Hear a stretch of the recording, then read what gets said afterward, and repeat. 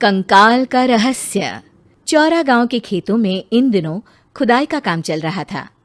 असल में इसी गांव से होकर एक अच्छी सड़क गुजरनी थी, इसलिए यहाँ खुदाई शुरू की गई थी।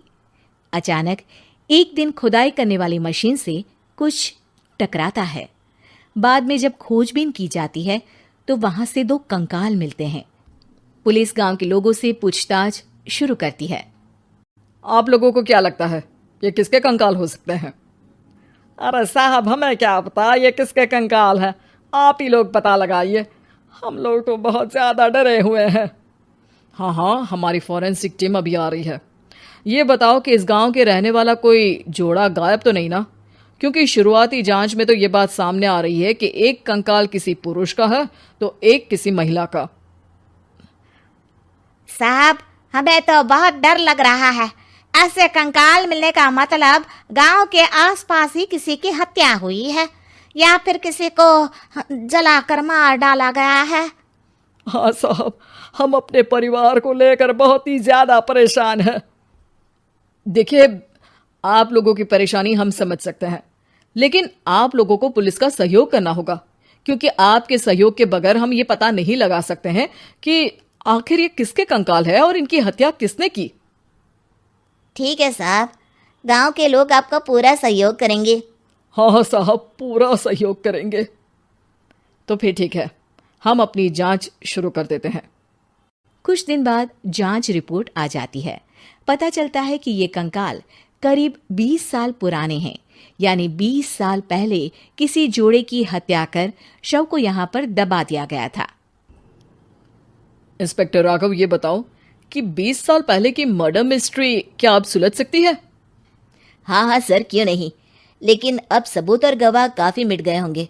मुश्किल तो होगी, लेकिन शायद किसी परिवार को इंसाफ मिल सके। इंस्पेक्टर राघव, आप बिल्कुल सही कह रहे हैं। किसी परिवार को तो इंसाफ मिलेगा ही और किसी को उसके किए की सजा भी मिलेगी। जी सर, मैंने तो जांच शुरू भी कर दी है। 20 साल पहले इस गांव के 2 जोड़े अचानक कहीं गायब हो गए थे। मैंने दोनों ही परिवारों के बाकी के सदस्यों से बातचीत शुरू की तो उन्होंने बताया कि उनके बच्चे शहर गए थे, लेकिन आज तक वापस नहीं लौटे हैं। लेकिन ये दोनों शव किस परिवार के सदस्यों के हैं, ये कैसे पता चल सकेगा? सर, मैंने डीएनए टेस्ट करवा लिया है। आज शाम तक इसकी रिपोर्ट भी आ जाएगी। अच्छा, ठीक है। उसी शाम को सर, डीएनए रिपोर्ट के मुताबिक ये दोनों ही लाशें चौरा गांव के रहने वाले प्रधान सुल्तान सिंह के बेटे और बहू की है। लेकिन इनकी हत्याएं किसने की है, ये कैसे पता लगेगा? इसी का तो पता लगाने की कोशिश में जुटा हूं सर। आज सुल्तान सिंह से मिलने भी जा रहा हूं। मेरा बेटा और बहू तो मेरे लिए सिर्फ यादों में ही रह गए थे, हमें उनकी लाशें तक नहीं मिल सकी थी।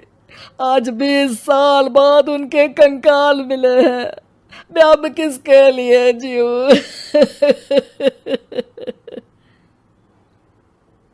लेकिन सर, क्या आपकी किसी से कोई दुश्मनी थी? अपने बेटे बहू की हत्या के लिए आप किसे जिम्मेदार मान रहे हैं? अब मैं किसका नाम बोलूं? मेरी तो किसी से दुश्मनी नहीं थी, बस मेरे बेटे बहू को कोई वापस ला पाता।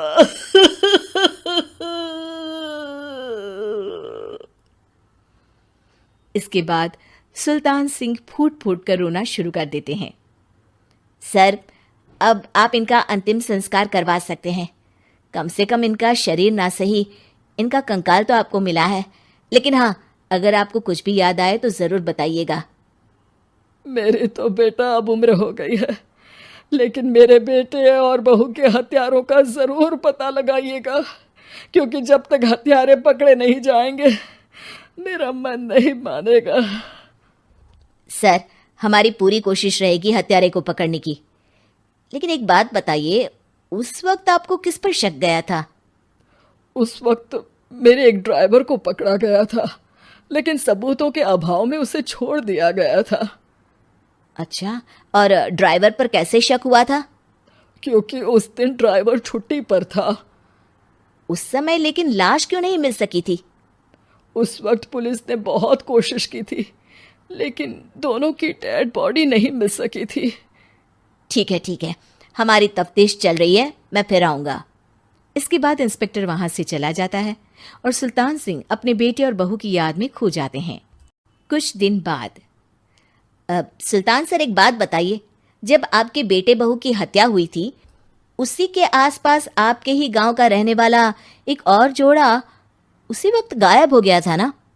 हाँ सर, अलका और अभिषेक, वो भी मेरे बच्चों जैसे ही थे। तो फिर वो कहाँ है? उनका भी आज तक पता नहीं चल सका, लेकिन बताते हैं कि कुछ साल पहले अभिषेक को गांव के ही किसी आदमी ने मुंबई में देखा था, लेकिन फिर वो गायब हो गया। यानी अभिषेक और अलका की हत्या नहीं हुई थी, बल्कि उन्होंने किसी वजह से खुद ही गांव छोड़ दिया था। हाँ हाँ, हो सकता है, क्योंकि अभिषेक मेरे बेटे संतोष का अच्छा दोस्त था और उसका मेरे घर भी आना जाना लगा रहता था। हो सकता है कि उसने मेरे बेटे और बहू के बारे में सुन लिया हो और ये गांव छोड़ दिया हो सकता है। उनके परिवार का कोई अब नहीं रहता क्या इस गांव में? अब तो कोई नहीं रहता। एक चाचा थे, लेकिन उन्होंने भी अपना पुश्तैनी मकान बेच दिया है। वो भी अब कहीं शहर में ही बस गए हैं। ओह, अभिषेक और अलका के बारे में भी पता लगाना होगा। हो सकता है कि वही इस हत्या के बारे में कुछ बता सके। हो तो सकता है, लेकिन वो बेचारे तो खुद ही वक्त के मारे थे, वो क्या बताएंगे। फिर भी सर, जब केस दोबारा खुला है तो जांच तो करनी ही पड़ेगी, और इस बार तो लाशें भी बरामद हुई है। कुछ दिन तक लगातार तफ्तीश चलती रही। एक दिन थाने से सुल्तान सिंह को फोन आता है। हाँ, कौन बोल रहा है? सर, मैं कांस्टेबल तुलाराम बोल रहा हूँ थाने से। आपको थाने आना पड़ेगा। थाने? लेकिन क्यों? सर, किसी की पहचान करवानी है। अच्छा ठीक है, मैं दोपहर तक पहुंचता हूँ। सुल्तान सिंह दोपहर में थाने पहुंचता है। कई पुलिस के अधिकारी वहां मौजूद रहते हैं। सर, आपके बेटे की हत्या का रहस्य आज शायद सुलझ जाए। अच्छा इंस्पेक्टर राघव, पर वो कैसे? सर, उस आदमी को देखिए, क्या वही अभिषेक है? सुल्तान सिंह की आंखों में हैरानी से आंसू आ जाते हैं। हाँ सर, यही अभिषेक है। ये आपको कहाँ से मिला? सिर्फ अभिषेक ही नहीं, बल्कि इसकी पत्नी अलका भी इसके साथ है। मैडम, जरा अभिषेक की पत्नी को लाइए। जैसे ही अलका को पेश किया जाता है, सुल्तान सिंह जमीन पर गिर जाते हैं। सुल्तान सर, क्या हुआ आपको? आप अलका को देखकर गिर क्यों गए? सुल्तान सिंह सर पकड़कर बैठ जाते हैं। ये अलका नहीं, बल्कि ये तो मेरी बहू रितु है। पूरा थाना एक दूसरे का मुंह देखने लगता है। क्या? इसके बाद हर किसी को दो कंकाल और हत्या का रहस्य समझ में आ गया। अभिषेक और रितु ने मिलकर संतोष और अलका की हत्या की थी और लाश को जमीन के नीचे दबा दिया था।